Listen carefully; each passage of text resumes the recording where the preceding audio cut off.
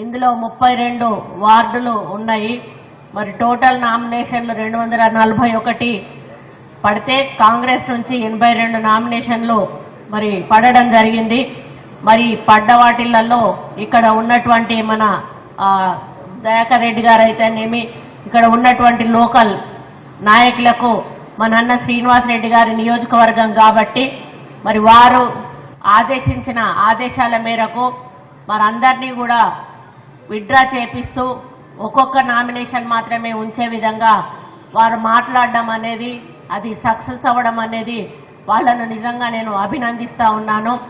ఎందుకు అనంటే మనకు కావాల్సిందల్లా మన పార్టీ అభ్యర్థి గెలవడం. మన పార్టీ అభ్యర్థి గెలిస్తే మన చైర్మన్ గెలుస్తారు. ఈరోజు రాష్ట్రంలో మన ప్రభుత్వం ఉన్నా మరి మన లోకల్కి వచ్చే వరకు సర్పంచులు, వార్డు మెంబర్లు మన వాళ్ళు ఉండాలి. మరి మున్సిపాలిటీకి వచ్చినప్పుడు మన చైర్మన్లు, మన వార్డు మెంబర్లు ఉండాలి.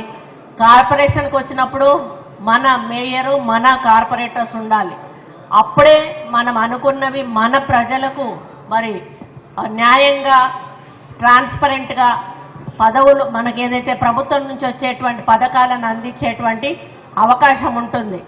కాకపోతే కొన్ని చోట్ల మరి 1-2 నామినేషన్లు వేసి మేము కూడా ఉంటాము, మేము విత్డ్రా చేసుకోమని ఒకవేళ ఉన్నట్టయితే అప్పుడు ఎవరికి లాభం కలుపుతుంది? రెబల్స్ అనేవాళ్ళు దయచేసి 1-2 సార్లు ఆలోచించుకోండి. ఇక్కడ అవసరం లేదు, ఇక్కడ ఒకరు ఉన్నారంటున్నారు, వాళ్ళని కూడా మేము సెట్ చేస్తామని చెప్తా ఉన్నారు. కానీ మిగతా ఏరియాల్లోకి వెళ్ళినప్పుడు కూడా ఇక్కడి నుంచి మీకెవరైనా పరిచయాలు ఉన్న వాళ్ళు ఉంటే దయచేసి వాళ్ళకి చెప్పండి. మన ప్రభుత్వం నుంచి మన చైర్మన్లు గెలవాలంటే మనం కొంత సర్దుకుపోవాల్సిన అవసరం ఉంది. ఎవరైతే వేశారో వాళ్ళకు ప్రభుత్వం తర్వాత ముఖ్యమంత్రి గారు ఏమన్నారంటే ఏదో ఒక అవకాశం వాళ్ళకి కల్పిద్దాము, కానీ ఒకటే నామినేషన్ ఉండాలి, వాళ్ళు గెలవాలి అనేటువంటి మాట నిన్న వారు జూమ్ మీటింగ్ ద్వారా మాకు ఇన్స్ట్రక్షన్స్ ఇవ్వడం జరిగింది.